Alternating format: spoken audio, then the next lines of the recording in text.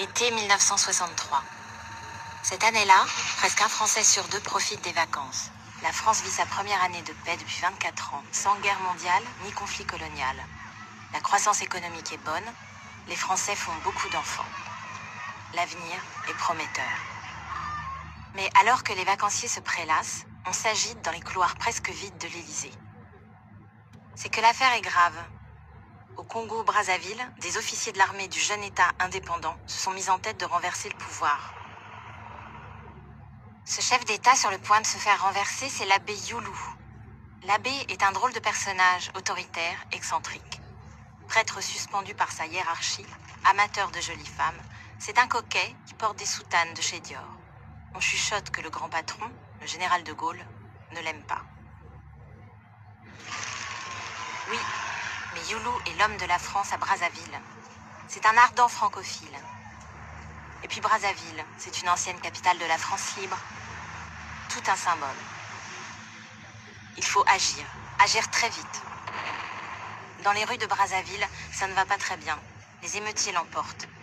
Les gendarmes français, présents sur place au nom des accords de coopération, sont dépassés.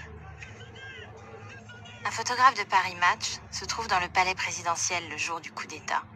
Il immortalise l'abbé Youlou, en train d'appeler le général de Gaulle qui est en vacances à Colombey. De Gaulle temporise. Il rassure Youlou.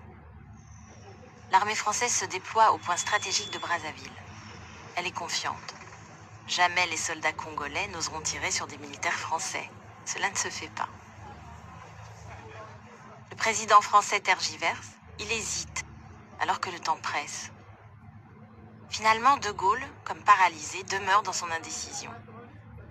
La France reste l'arme au pied et abandonne Youlou à son sort. Il n'y a pas eu d'ordre parce qu'un petit homme est injoignable.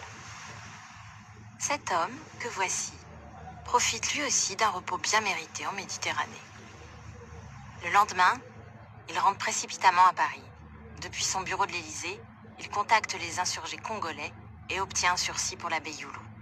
Une fois la situation sous contrôle, notre homme s'entretient avec De Gaulle. Il aurait suffi de tirer en l'air, mon général. Je vous assure qu'il n'y aurait pas eu de mort. Je ne pouvais pas le savoir, rétorque De Gaulle, furieux. Vous n'étiez pas là. L'histoire que nous allons vous raconter est celle de ce petit homme. Son absence paralyse l'action de la France en Afrique. Son pouvoir est si immense qu'il n'existe aucun équivalent dans la République française. Son nom, aujourd'hui encore, inspire le respect, sème le doute, déclenche l'admiration des uns et la rancune des autres. C'est un homme qui, toute sa vie durant, a cultivé le secret, mystérieux, mythique. Il s'appelait Jacques Foccart.